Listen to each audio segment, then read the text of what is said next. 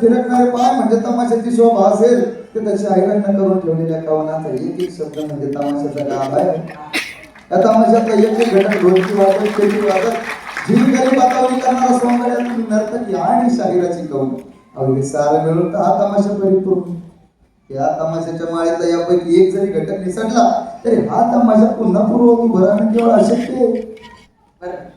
म्हणजे मला यांच्या मुकड्याकडे बघून त्या वाटाने उलगडा झालेला दिसतोय. कदाचित यांना पण ढोलकी पिंतुण्याची भाषा कळत असावी. द्या जरा ढोलकी मास्तर मग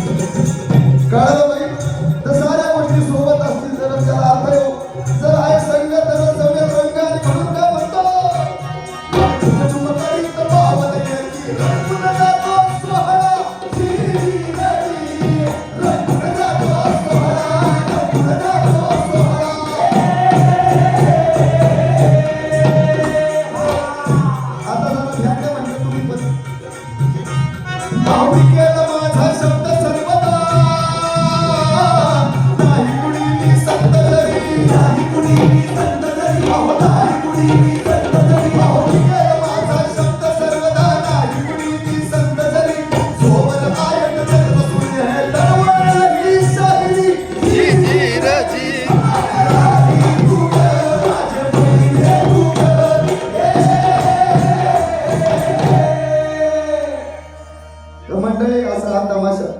आता तमाशा म्हणजे काय? शाहीर आपल्या कवनात कसं सांगताय, केली लावण शब्द पेरुनी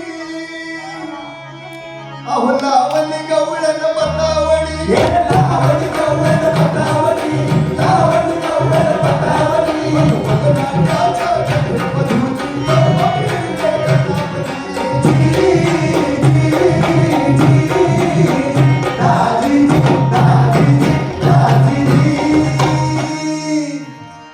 आणि अशा या तमाशातल्या साऱ्या घटकांपैकी आपण अगदी महत्वाचा घटक म्हणू शकतो त्या म्हणजे त्या नर्तकी, नृत्य करणाऱ्या स्त्रिया.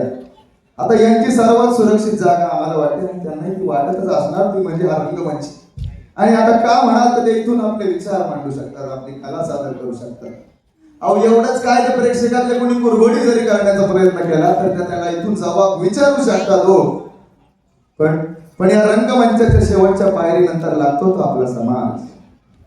आपण आपला समाज आपल्या विचारांचे शिंतोडे त्या वाईवर उडवण्यासाठी केवळ सज्जत असतो. पण आपण कधी विचार केलाय का की तिच्या मनीचं गुज काय असेल, तिच्या मनीचा म्हणून काय असेल? अहो तिचं साधं भोळं म्हणणं, ती म्हणते वरून चालतो जरी तमाशा, वरून चालतो जरी तमाशा, आत हे निर्मळ कीर्तन र, आत हे निर्मळ कीर्तन. असं काहीसं नर्तकीचा मनातला भाव आहे.